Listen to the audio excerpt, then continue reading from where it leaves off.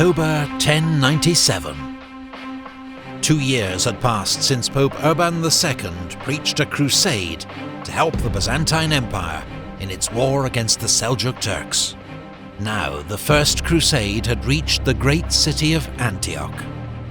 It was the last major Turkish stronghold, standing between the Crusade and its goal, the holy city of Jerusalem. But Antioch was virtually impregnable, with its citadel atop a 1,000-foot mountain and too large to encircle. The giant Crusader army could only camp outside its walls and pray for a miracle. But that winter, they ran out of food. Horses, men, and camp followers began to starve. A trickle of supplies continued to arrive by sea, mostly from the Byzantine-controlled island of Cyprus, and they defeated an attempt by Radwan of Aleppo to break the siege at the Battle of Lake Antioch. But the Crusaders' situation seemed hopeless.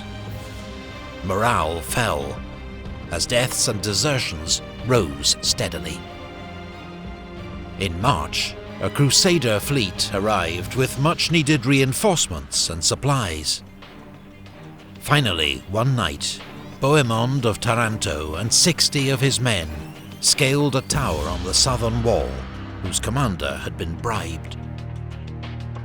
As dawn broke, Bohemond's men opened the city gates, and the Crusader army poured in. They massacred soldiers and civilians alike, while desperate Muslim survivors fled to the citadel, which continued to resist all attacks.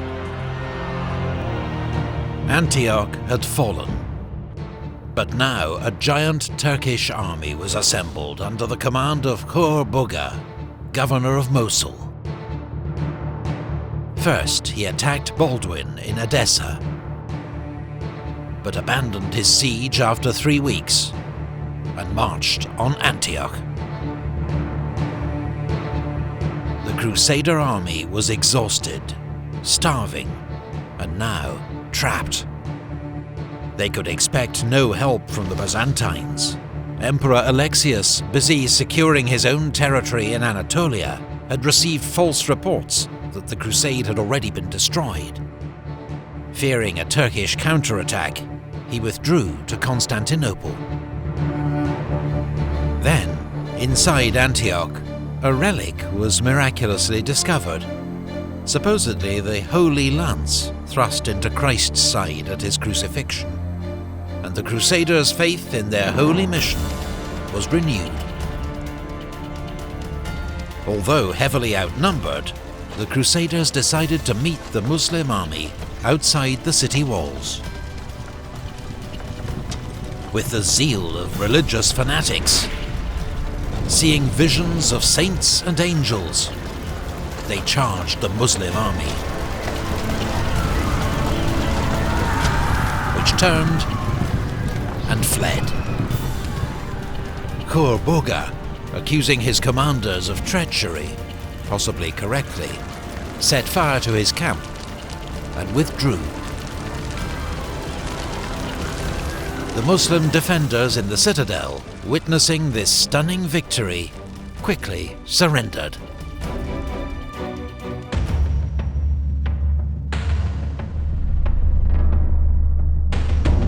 In summer 1098, Fatimid forces from Egypt captured Jerusalem from the Artukid Turks.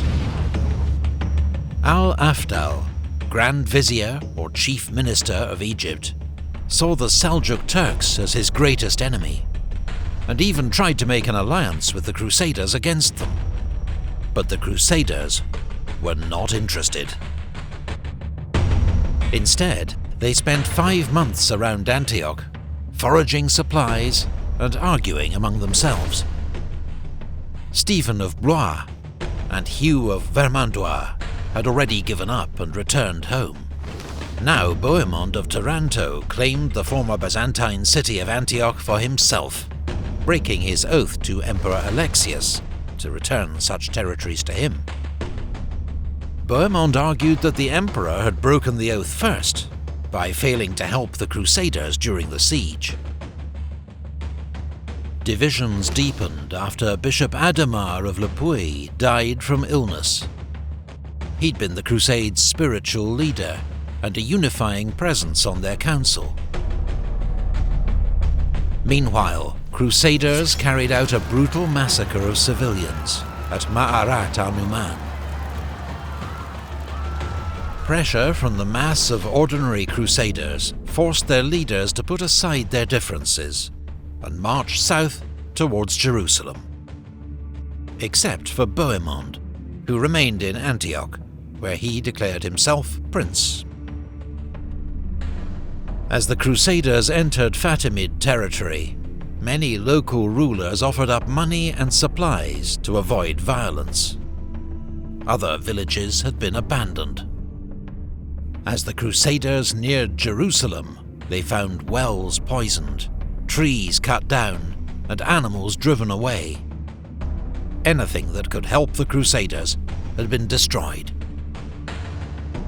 On the 7th of June 1099, the Crusaders got their first sight of Jerusalem.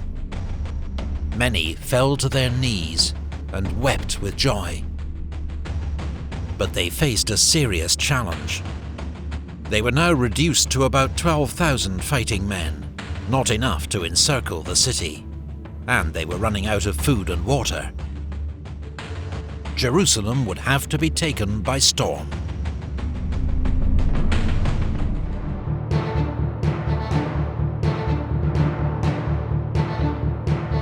The barren landscape meant the Crusaders had no timber to build siege engines, and on the 13th of June their first assault, with a single scaling ladder, was easily repulsed. 4 days later, 6 Genoese galleys arrived at Jaffa, where they were soon blockaded by the powerful Fatimid fleet. So the sailors took apart their ships and carried the timber to the siege at Jerusalem. The Crusaders foraged more wood from the surrounding land, enough to build 2 siege towers.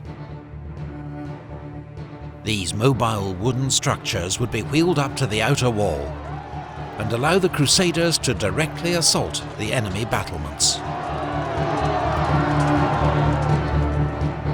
One tower was stationed with Raymond of Toulouse's forces in the southwest. The other was with Godfrey of Bouillon's troops to the north. On the 8th of July, seeking God's aid in the impending assault, the entire crusade walked in procession around the city, finishing with a religious service on the Mount of Olives. On the night before the attack, Godfrey suddenly moved his siege tower to a less well-defended section of the city walls.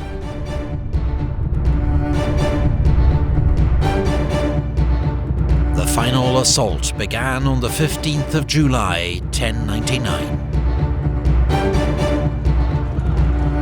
In the north, Godfrey of Bouillon's troops managed to fight their way across from their tower onto the city walls, establishing a bridgehead. Soon they were inside the city, and overcome with religious euphoria and pure bloodlust, they went on the rampage, butchering soldiers and civilians, Jews and Muslims, women and children. It was an orgy of shocking, prolonged slaughter, barbaric, but not unique for the age. The First Crusade had secured its goal in the face of overwhelming odds. And just 4 weeks later, at the Battle of Ascalon, the Crusaders smashed a Fatimid relief army sent to recapture Jerusalem.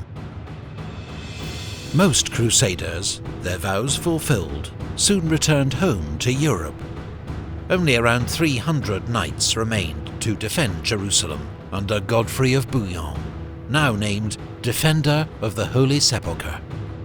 The man who'd set these great events in motion, Pope Urban II, did not live to hear the news that Jerusalem had been taken. He died just 2 weeks after the city's fall. The new Crusader states that emerged, the Kingdom of Jerusalem, the County of Tripoli, the Principality of Antioch, the County of Edessa, lived on precariously, surrounded by enemies. And the Muslim world would not remain so catastrophically divided for long. Soon it would unleash its own holy war against the Crusader states, turning the Holy Land into a battleground for almost 2 centuries. In response, more crusades would be launched from Europe, but none would ever match the bloody, spectacular success of the First Crusade. Research and artwork for this video comes from Osprey Publishing's extensive range of books on medieval history. Every Osprey book examines a particular battle, campaign or combat unit in authoritative, meticulous detail. And with more than 3,000 titles, they cover everything from ancient warfare to modern conflict. Visit their website to see their online catalogue. We'd like to say thank you to all the Patreon supporters who made this video possible. If you'd like to find out how you can support the channel and even get to vote on future topics, please visit our Patreon page by clicking the link.